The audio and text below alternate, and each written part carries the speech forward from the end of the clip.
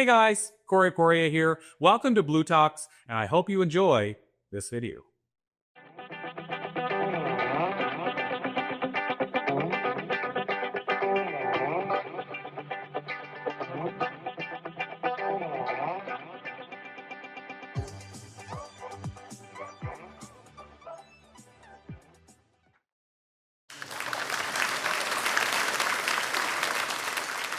Thank you, everybody. It's so good to be back here at University of Toronto. Well, today I'm going to talk about how I combined mind with the body and also with the numbers, because we've heard a gentleman talk about corporations and how we can save money, but I can tell you that numbers don't lie. They tell you so much information. But first, I like to say this because I don't have any slides. I'm just going to wing it because I think I know my stuff. Whenever I ask people, hello, how are you? The first thing they say to me, what do you do? If I say I decode behavior, quickly they start to check themselves. And, if I say to them, well, I combine hypnosis with body language, they say, oh, hypnosis? Are you going to make me quack like a chicken, jump up and down, bark like a dog? And I say, well, if you like me to do that, if you are open to do that, I can make you quack like a chicken. But that's not what hypnosis is. So I'm going to explain to you just a little bit, because so many people are confused about hypnosis and they think when they come to a hypnotist, we're going to hypnotize you. But the thing is, when people come to me, I dehypnotize them because they're already hypnotized. They're running a pattern that they don't even realize they're doing. So I want you to think in terms of you have two minds, right? You have a conscious mind and you have an unconscious mind. So the conscious mind is the frontal lobe, which is about 12% of your brain. The unconscious mind is the back of your brain. I want you to think about it like a barrier. This is your barrier. Over here is your unconscious, subconscious mind. Okay, this is the part of the brain that never ever sleeps.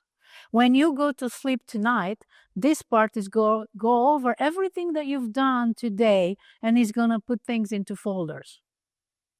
And this part is where all your habits are, okay? All your emotions, I talked earlier about emotions, that's where they all reside. And if I were to ask you, do you know how to stop your heartbeat or the flow of your blood? No, we can't, because it's an automated process. The unconscious, subconscious mind does that.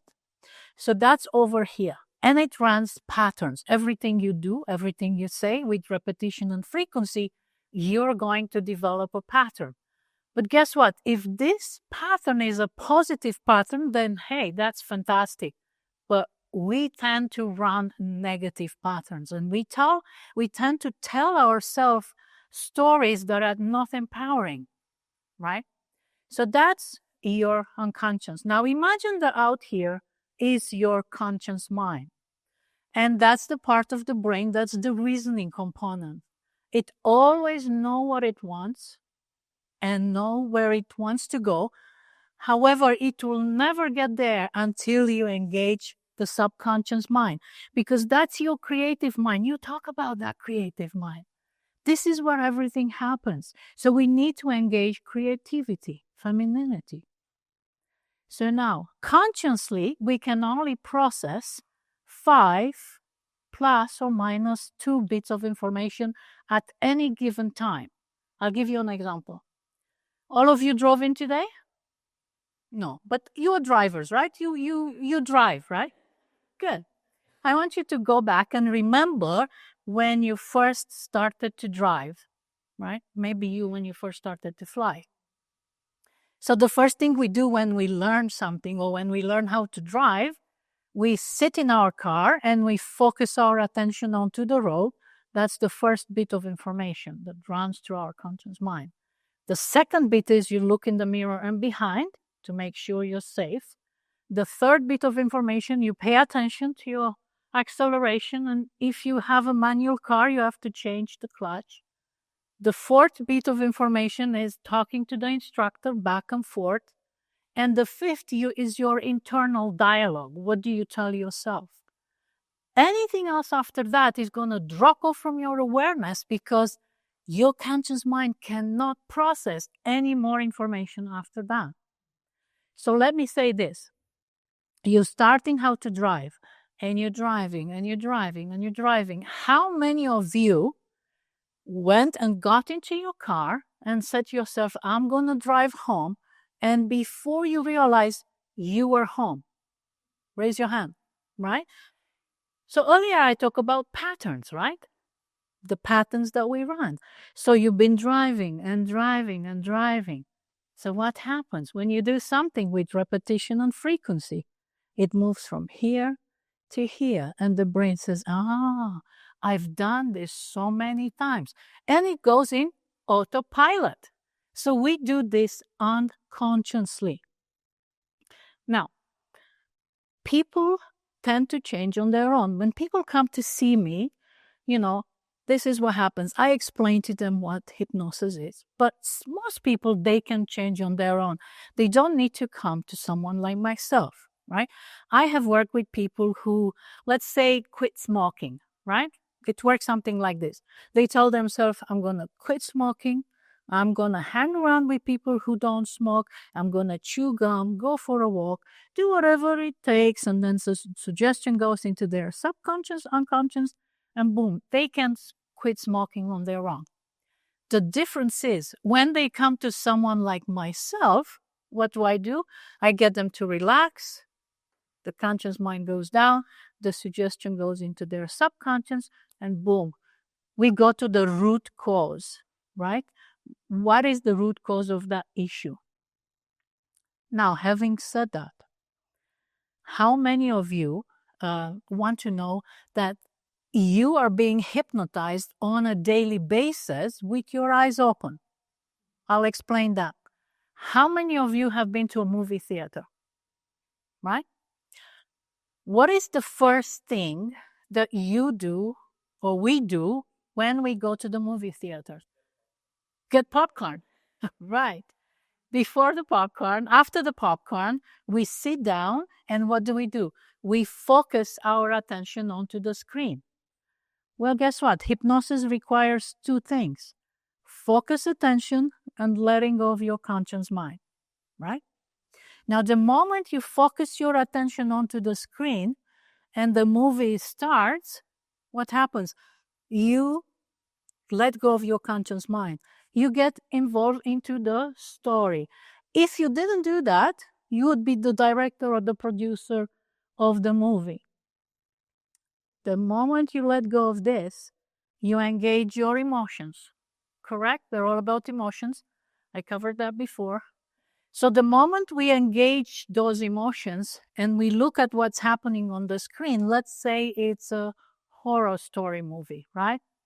And something happens on the screen, it's not pleasant. The moment we see that scene, what do? Some people jump or they scream or they get startled, even though they know it's only a movie. Raise your hands. You've experienced that? Right. So this is how our brain works.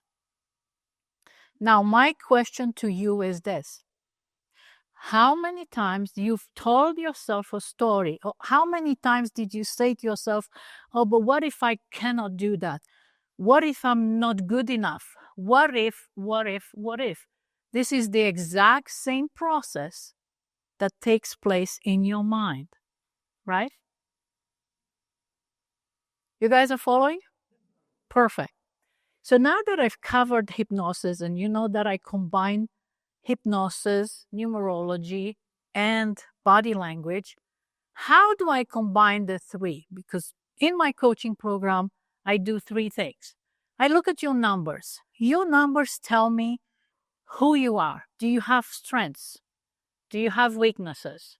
And according to the numbers that I look at, I can see, for example, Laura is so disciplined. I have never seen such a disciplined woman in my life.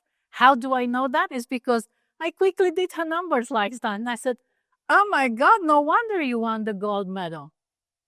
So numbers tell me who you are as a person. Did you come here with karma to resolve and you resonate with that? I'm pretty sure. Are you here to reap the rewards from karma, or are you here to pay your karma back? Once I discover what happens in that person's reality, then we look at, okay, let's go to the root cause and eliminate it. One thing we cannot eliminate right away is karma, but we can remove self-imposed limitation, fear, stress, anxiety. The doctor here talked about that. We can go to the root cause, see where that happens, and with hypnosis, we can eliminate it. Simply because when we go to trauma, when we're experiencing things that are not happy, that are traumatic, they happen on the unconscious level. And for us to reverse it on the conscious level, it's impossible, right? So we need to go to that root cause and get the subconscious to look at that experience, what happened then, and change the story, change the perception. I cannot change your stories. I cannot change your experience. What I do with hypnosis, I get you to change the perception of what happened. Once you change that perception, you're going to come up and say, now I understand. And you get more empowered. And then, of course, we integrate body language so that you'll be able to be more confident, read someone else's body language code, be in congruence, be happy, and create beautiful relationships. I'm going to leave you with this. 93% of communications is nonverbal. That means 55% it's the cues that the way we position our body, our torso, our legs, the way we move our hands, that's 55% of communication. 38% is the tonality of our voice, the intonation, the poses. And only 7% are the words that we actually speak. And yet, most people focus on the words and forget the bigger picture. Now, if any of you would like to get more information, just come over. Let's have a conversation. I'm very open to having a chat. Thank you.